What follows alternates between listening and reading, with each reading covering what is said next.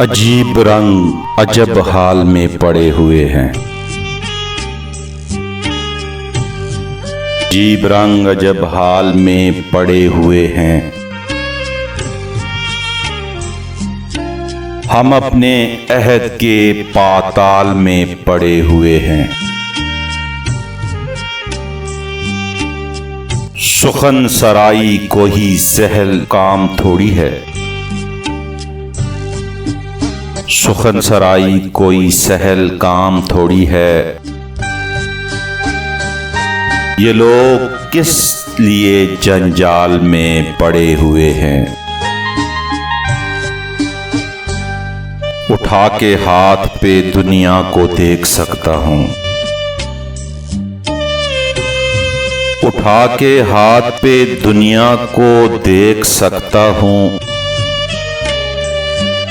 सभी नज़ारे बस एक थाल में पड़े हुए हैं। सभी नज़ारे बस एक थाल में पड़े हुए हैं।